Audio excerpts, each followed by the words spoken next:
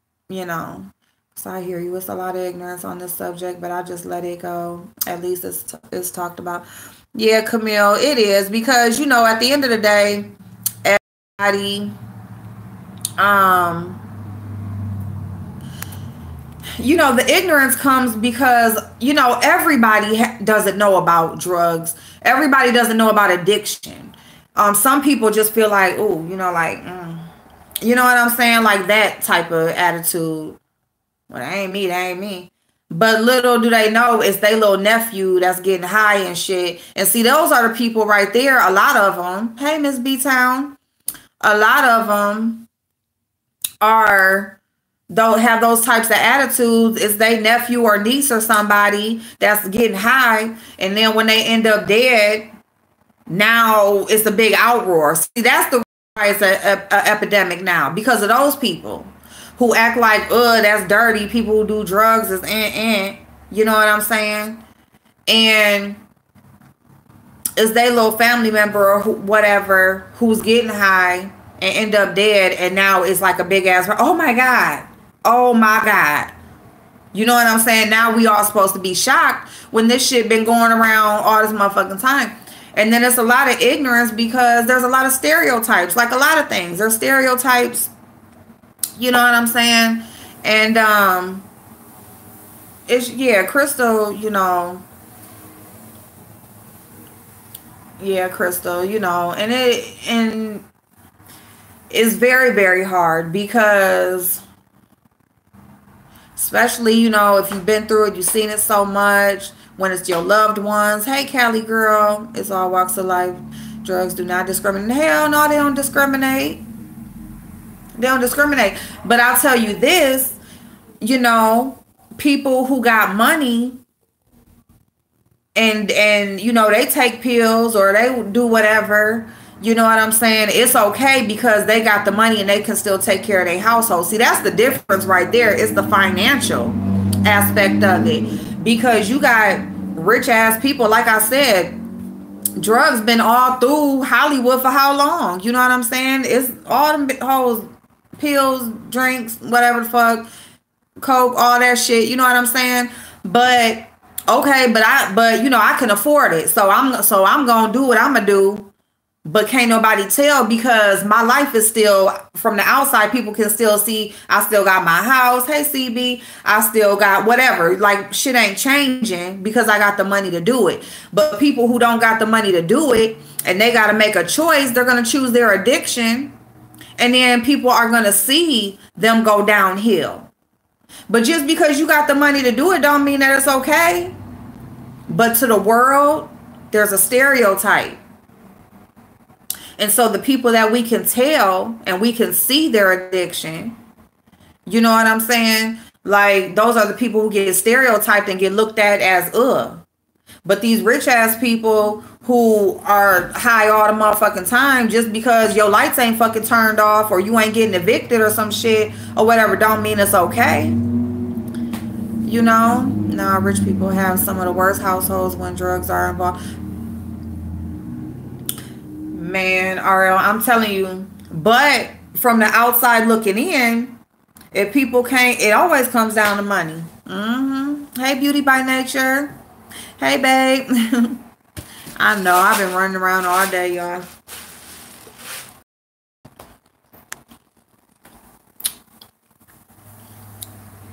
You know, and at the end of the day, that's what I'm saying, Crystal. Prayer. You got to have a spiritual belief and connection, because at the end of the day, I don't care what you're dealing with, you got to understand that you are not the one in control. There is something higher than me, something higher than you that's in control. Hey, the soap. And when you do believe that, like truly know that and believe that, you know, you can build on that as well. You know what I'm saying? But it all comes down to mind over matter. Mind over matter. And when I say the mind part, is because even if you got the physical part going on, the physical dependency going on, once it's made up that you want to be done, that's when you are going to take that step towards being done. And if the thing about it is, if you can't do it on your own, just don't try to do it on your own. Felita, I'm in Toledo, so I'm like up north. I'm like right by Michigan. You guys, that's because a lot of times your addiction lasts, twice as long just because you trying to figure it out on your own. If you need help, you need help. It's okay if you need help. It's okay if you need help. Don't feel like you just can't, that you gotta take it on your own. Don't feel like you gonna suffer longer trying to figure shit out. I'm in the berry outside. Oh, okay. Hey, Khalifa. So, that's the thing, is because a lot of times it's already a lot on you. It's a lot on you trying to keep it up. So why put even more on you trying to let it go? If you can't do it by yourself, don't do it by yourself. Reach out and get that help that you need. There are so many rehabilitation. I mean, they just throwing them up, y'all, because governments are funding these rehabilitation places. If you are on Medicaid, if you're low income, your Medicaid cup will pay for your rehabilitation. Know that. Okay? Your Medicaid pays for your rehabilitation, so you don't even have to pay for it. Go get that help. Go seclude yourself. Your life depends on it. Your life is worth it. You only get one. Once you lose it, it's gone. It ain't nothing you can do about it. You can't come back from that. It is some shit that you just can't come back from, and dying is one of them. I haven't let up. My daughter is great, and I always say God got it, or I couldn't live. God rules my life. Thanks, April. Just worry about my kids. I know, babe. I know. But like you say, God got it, and they gonna be okay. I never understood how people start drugs when they CB. That's me, because I grew up in it. And I saw it, and I'm just like, oh, fuck no. Like, if that's what that shit do, then hell no. But then you got some people who will just try some shit. And then some people feel like they're not better than that, but they're stronger than that. You know what I'm saying? Some people feel like they can do it that one time or whatever, you know what I'm saying? Or they can do a little bit or whatever, just to know, you know what I'm saying? Some people get with a person who is using, and they try it with them, because of course, if your man or your woman is doing it, y'all might be having fun one night or something, and you just go ahead and try it. It starts all different types of ways. You know what I'm saying? All different types of ways. Some people, it just depends on what's going on with the people. And then some people, it just sneaks up on you. Hey, Charbay. Some people, it might be something that they really didn't even mean. That, like Andrea said, you fuck around, gotta have surgery. Your doctor prescribes you some pain pills. They're saying now, when I went to the emergency room the last time, they were saying that now they're saying that people will get addicted just after using 6 pills. After using 6 pills, they used to, so like now they don't even want to even give you a pill a day. Because they're saying that you'll get addicted off of as little as 6 pills can get you addicted. But yeah, these people, they prescribe you these pills. And then just depending on your tolerance, depending on your body type, whatever, depending on your pain tolerance, you may just need a refill. You may just, whatever, you know what I'm saying? And then next thing you know, boom. Your doctor you should be good now, you know what I'm saying, or whatever. So what you doing now? You going in such and such, you still remember when you had surgery or such and such, or dang, this thing is still hurting me or whatever. Like, dang, you got this. And next thing you know, now you buying them on the street. And now you have built a dependency that you don't want to let go because you scared of withdrawing. You scared of what you're going to feel like without it. You probably try to go without it and your body start feeling weird or whatever the fuck. And you like, oh, fuck no. You know what I'm saying? So it just depends on the person. I'm careful with alcohol because my family members struggle. Yeah. And you know, like if you got family history, that family that has addictive personalities like that, you know, dependency issues and stuff like that, be careful as well, because a lot of that stuff is hereditary. So while I'm sitting here looking shiny, I'm about to put something on my face. My last surgery, I was prescribed Perks. I didn't like how it made me feel. Yeah, Charbay. Yeah. A lot of people don't. Some people are like, fuck it, I'll just deal with the pain. So many stories, I couldn't type them. Sweet Merciful, I know, babe. But what is the first thing you would do if you found out one of your children was addicted? The first thing I would do, ooh, that's a good question. The first thing I would do if I found out one of my children was addicted, of course, I would have a talk with them. I would have a talk with them because I would start asking these questions as to what are they taking, how long, you know, just to try to figure out, you know, where they're at with it. You know what I'm saying? Because one thing about talking to a person who's addicted or having that conversation, they're not going to be completely honest yet. Okay, you will know when a person is very comfortable in their addiction when they just do stuff out in the open or just talk about it like it's normal. But when you're in that when you haven't had that conversation yet or whatever, you know, people aren't going to be all the way open and honest right away. So I would, you know, figure out these questions, and yeah, going from there, you know, I would get them somewhere, and some help is what I would do.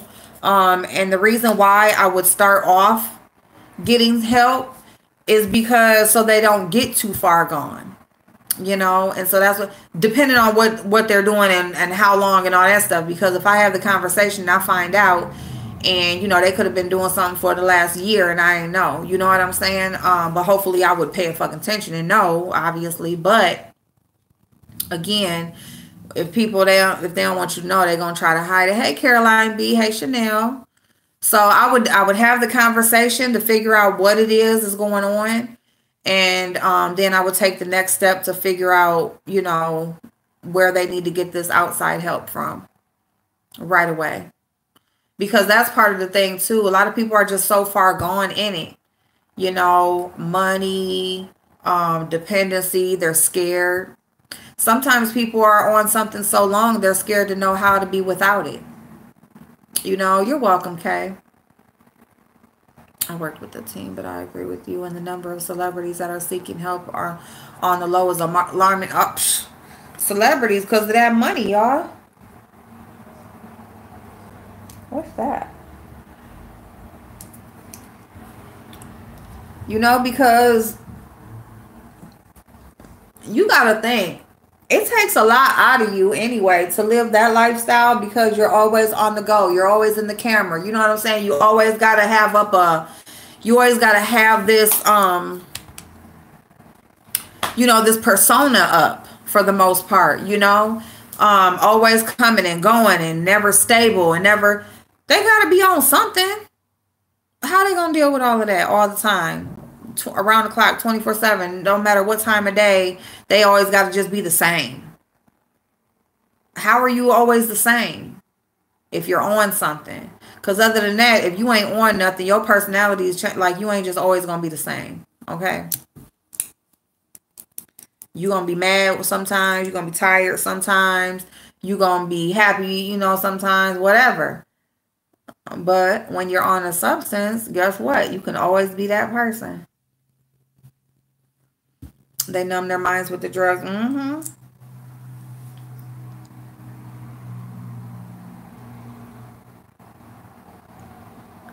Yep. Well, y'all, I gotta go so I can go get my daughter from work. And I love y'all. We're gonna continue this conversation. You know, y'all just let me, you know, we can well, and I discovered after dental surgery that Norcos give me energy. I was vacuuming Sweet Merciful. Now, see, Norcos make me sick, so I can't take them.